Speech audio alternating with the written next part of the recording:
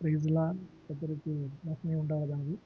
இந்த நாளிலும் கூட சிந்திக்கும்படியாய் ஒரு தெரிந்து கொண்ட வேத வசனம் மத்தேயு எழுதின சுவிசேஷம் 10ஆம் அதிகாரம் 32-33 வசனம் இவ்வாறாக கூறுகிறது.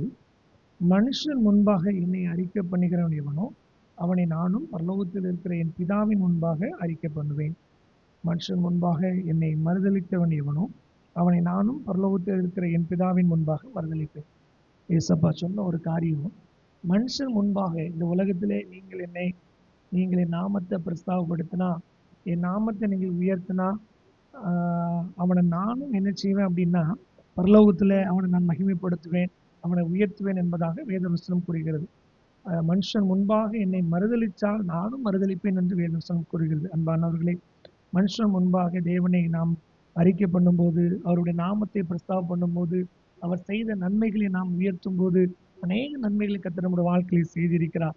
அதை நாம் எண்ணி நாம் மகிமைப்படுத்த அநேகருக்கு பிரச்சனையோடு இருக்கிறவர்கள் மத்தியில நாம் போய் சொல்லி, ஏசப்பா எனக்கு இந்த நன்மைகளை செய்தார், உங்களுக்கும் செய்வார் என்று நாம் சொல்லும்போது நிச்சயமாக ஆண்டவர் மகிமைப்படுவார். அது மாத்திரமல்ல, இன்மையும் மாத்திரமல்ல, மறுமையிலும் ஆண்டவர் சொல்றார், பேசுவானவர் சொல்லும்போது, பரலோகத்தில் இருக்கிற என் பிதாவின் முன்பாக நான் அவனை மகிமைப்படுத்துவேன் என்பதாக வேதம் கூறுகிறது.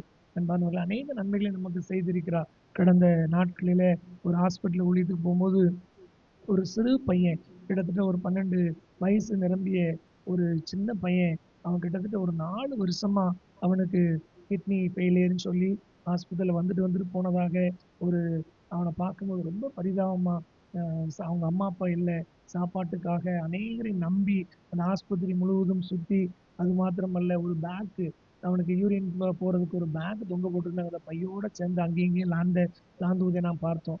யோசித்து பாருங்க, நம்முடைய வாழ்க்கையில கர்த்தர் எவ்வளவாய் உயர்த்தி இருக்கிறார், எவ்வளவு நன்மைகளை செய்திருக்கிறார். நாம் வேண்டிக் கொண்ட போது எல்லாம் நமக்கு செவி கொடுத்து நம்மையும் நம் பிள்ளைகளையும் வழி நடத்தினாரே, அந்த தெய்வத்தை, அந்த கர்த்தரை, அந்த இயேசுவை நாம் உயர்த்தும் போது, நாம் நன்றியுள்ளவர்களாக இருக்கும்போது, நிச்சயமாக சொல்றேன், இம்மையும் மாத்திரமல்ல மறுமையிலும் அவன் ஆசீர்வதிக்கப்பட்டவனாக வேதம் கூறுகிறது. நீங்கள் என்னுடைய நாமத்தை அறிக்கை பண்ணும்போது அவனை நானும் பரலோகத்தில் இருக்கிற என் பிதாவின் முன்பாக ஒரு நாள் பரலோகத்தில் அவனை நான் உயர்த்துவேன், அவனை நான் பிதாவுக்கு அறிமுகம் செய்து வைப்பதாக ஆண்டவராக இயேசு கிறிஸ்து கூறுகிறார். அவன் அந்த ஆசீர்வாதத்தை பெற வேண்டுமானால் இந்த உலகத்திலே நம் ஆண்டவர் செய்த நன்மைகளை, ஏதோ ஆண்டவர் எனக்கு நன்மை செஞ்சார், இந்த கஷ்டத்தில் இருந்த, இந்த பிரச்சனை மத்தியில் இருந்த, ஏசப்பா எனக்கு உதவி செய்தார் என்று நீங்கள் இயேசு நாமத்தை உயர்த்தும் போது, நன்றியுள்ளவர்களாக இருக்கும்போது நிச்சயமாக கர்த்தர் உங்களை ஆசீர்வதிப்பார். அதில் எந்த மாற்றமும் இல்லை. நிச்சயமா அப்படிப்பட்ட பாக்கியத்தை பெற நாம் பிரயாசப்படுவோம். நிச்சயமா கர்த்தர் உங்களை ஆசீர்வதிப்பார். ஒரு சிறு ஜெபம் பண்ணுவோம். நல்ல தகப்பனே, நாங்கள் உண்மை துதிக்கிறோம், ஸ்தோத்திரிக்கிறோம்.